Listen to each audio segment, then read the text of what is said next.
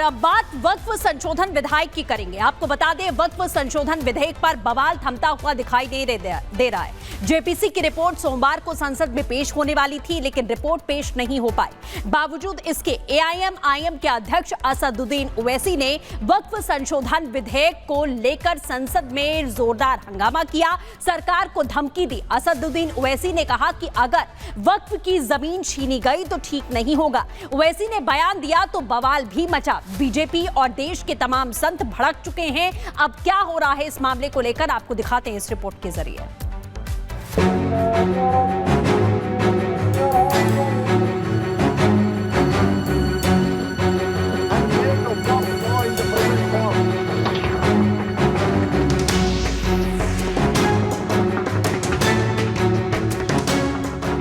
जगह जमीन सरकारी हो या किसानों और मंदिरों की, मनमानी तरीके से जमीनों को अपना बताने वाले वक्फ की मनमानी का अंत निकट है।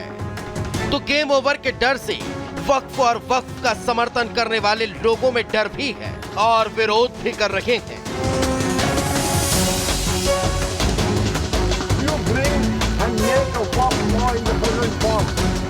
वक्फ के साथ तमाम लोग हैं जो वक्फ का काम तमाम को देख तिलमिला उठे हैं, लेकिन असली बेचैनी असदुद्दीन ओवैसी में देखने को मिल रही है।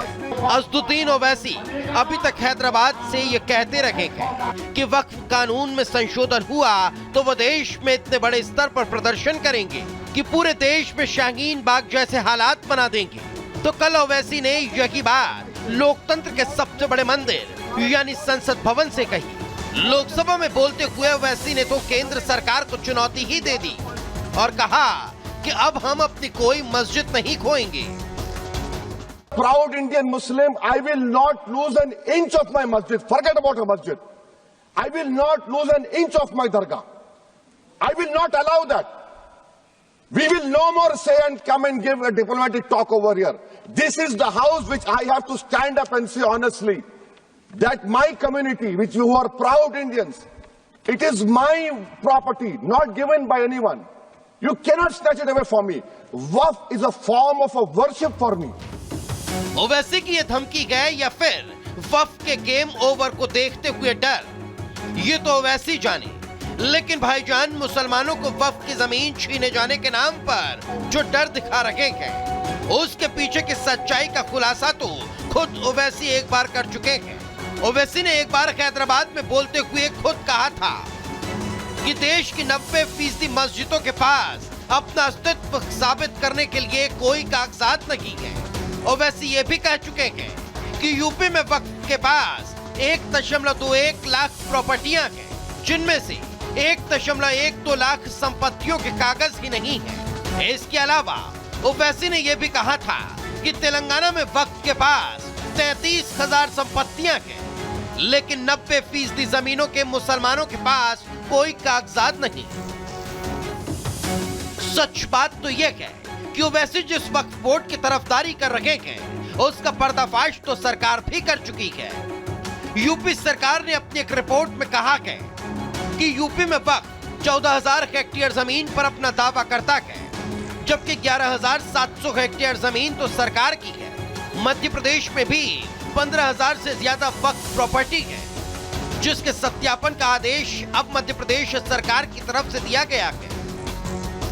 दिलचस्प बात तो यह है कि वक्फ बोर्ड में शामिल लोग कुछ तथाकथित मौलाना और असदुद्दीन ओवैसी मस्जिदों के छीने जाने का डर को दिखा रहे हैं, लेकिन ये नहीं बता रहे कि किन मस्जिदों पर विवाद है, क्योंकि चाहे संभल की शाही जामा मस्जिद को या मथुरा की शाही ईदगाह को या फिर बदायूं की मस्जिद, देश की कई ऐसी मस्जिदें हैं जिन पर कोर्ट में वाद चल रहा है।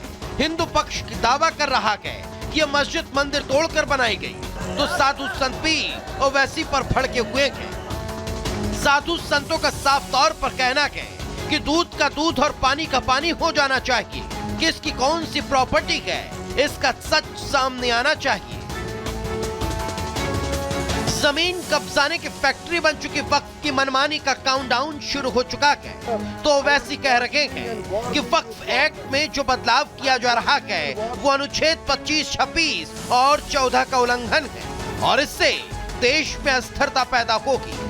ऐसे में सवाल उठता है कि अगर वक्फ में संशोधन को रहा है तो वो कानून के दायरे में हो रहा है, और फिर ओवैसी क्यों देश का माहौल बिगाड़ने पर आमादा है?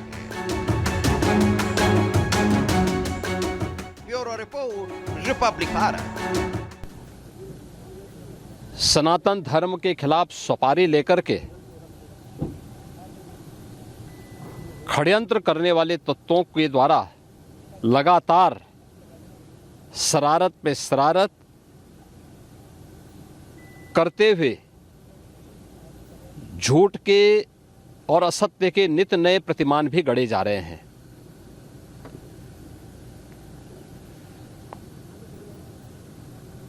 भारत के संसदीय लोकतंत्र की सबसे और सर्वोच्च संस्था देश की संसद में कांग्रेस अध्यक्ष से मल्लिकार्जुन खड़गे और समाजवादी पार्टी के अध्यक्ष श्री अखिलेश यादव का वक्तव्य इस ओर सबका ध्यान आकर्षित करता है।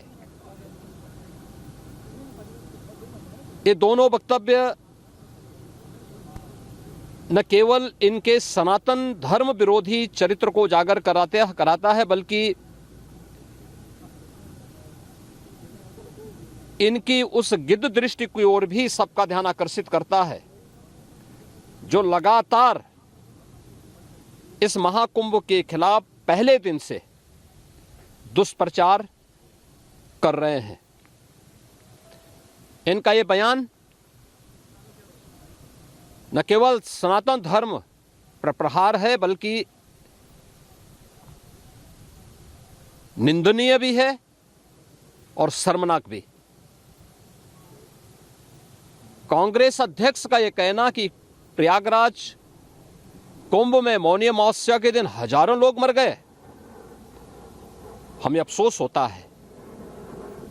एक इतना वरिष्ठ नेता, कांग्रेस देश की जो सबसे पुरानी पार्टी है, उसके अध्यक्ष से अपेक्षा की जाती है कि वो एक मर्यादित बयान देश की संसद में रखें, और इतना गुमराह करने वाला बयान, झूठ पे झूठ। ऐसे ही समाजवादी पार्टी के अध्यक्ष का बयान, एक प्रतिस्पर्धा दोनों दलों में है, कौन कितना सनातन विरोधी वक्तव्य दे सके। ये कहना कि कोई आंकड़े नहीं दिए गए, यहां से प्रशासन से जो बयान जो आंकड़े दिए गए, उन आंकड़ों को मैंने भी सबके सामने रखा। घटना दुखद थी, हर व्यक्ति दुखित था, और जितने क्विक रिस्पांस से मेला प्रशासन, police, NDRF, SDRF, civil defence, इन सब ने मिलकर के घायलों को हॉस्पिटल पहुंचाने का काम किया, अपने आप में एक मिसाल है। करोड़ों लोग प्रयागराज में उस दिन उपस्थित थे। ये दोनों दल चाहते थे और सनातन धर्म विरोधी चाहते थे कि बड़ा हादसा हो जाए। हमारी पहली प्राथमिकता थी कि किसी भी स्थिति में इसको हम जीरो हादसे तक लेके जाएं, लेकिन दुर्भाग्यपूर्ण तरीके से घटना घटित हुई।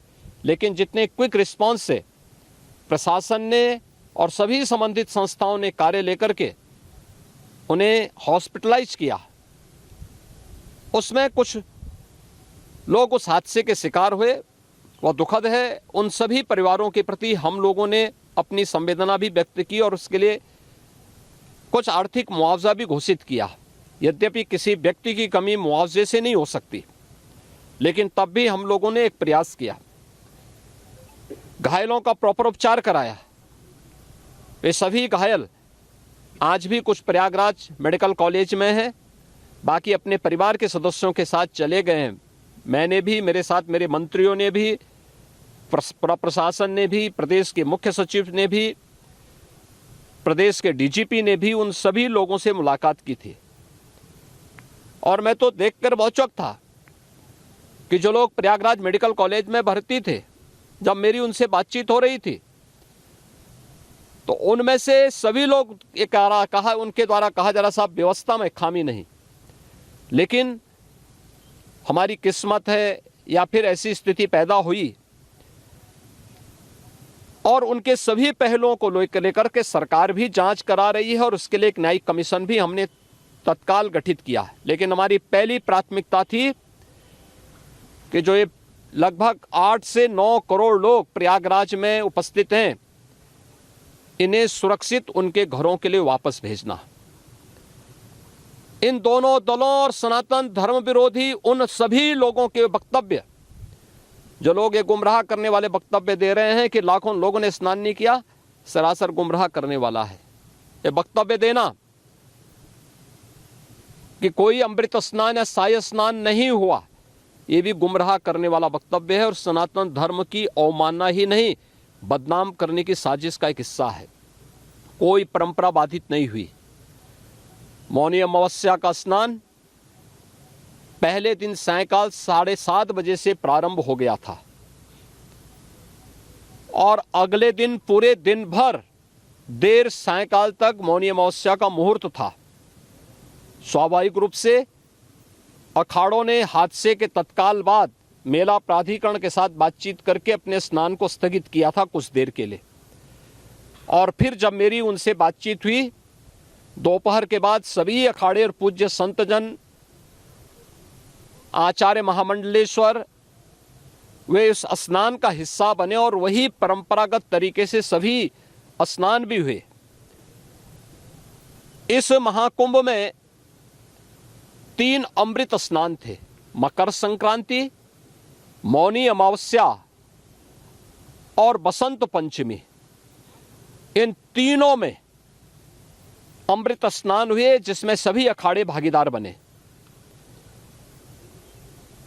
पौष पूर्णिमा से आयोजन प्रारंभ हुआ।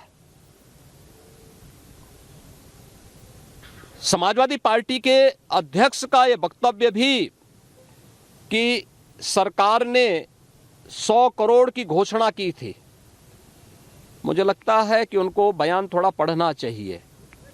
ये लोग 12 बजे सो करके उठने वाले लोग हैं। कार्यालय स्टाफ जिस प्रकार का इन्हें नोट बना करके देता है, ये उस प्रकार का वक्तव्य बना करके सामने प्रस्तुत करते हैं और फिर उसके अनुसार उसको लीडर के रूप में नहीं बल्कि एक रीडर के रूप में सबके सामने उस वक्तव्य को पढ़ करके अपनी जगहंसाई करते हैं और राजनेताओं की भी जगहंसाई करते हैं। यही स्थिति मैंने बार बार कहा कि महाकुंभ में 40 से 45 करोड़ श्रद्धालु इस पूरे महाकुंभ के आयोजन में भागीदार बनेंगे। और मुझे बताते हुए ये भी प्रसन्नता है कि पिछले 22 दिन के अंदर इस महाकुंभ में 38 करोड़ श्रद्धालु अब तक यहाँ आ चुके हैं। अगले 22-23 दिन तक यह आयोजन और चलेगा। इन 22 दिनों के अंदर भी श्रद्धालुओं के आने की पूरी वो है। आज भी आप देख रहे होंगे, कल बसंत पंचमी अंतिम अमृत स्नान संपन्न हुआ। माघी पूर्णिमा 12 फरवरी को और महाशिवरात्रि 26 फरवरी को होगा। करोड़ों की संख्या में देश और दुनिया का हर श्रद्धालु आना चाहता है। आज भूटान के महामहिम नरेश ने भी यहाँ पर अपने देश के तमाम लोगों के साथ में इस आयोजन में वे सहभागी बने। पूरी दुनिया आ रही है, लेकिन इन दलों ने जिन्होंने सनातन धर्म के खिलाफ सफारी लेकर के एक षड्यंत्र करने में लिप्त हैं, इनका षड्यंत्र कामयाब नहीं होगा। 29 जनवरी के हादसे की तह में हम लोग जाएंगे, षड्यंत्रकारियों को बेनकाब करेंगे और उन्हें सजा कैसे दिलाई जाती है यह आपने उत्तर प्रदेश के अंदर पिछले 8 वर्ष के अंदर देखा होगा। आगे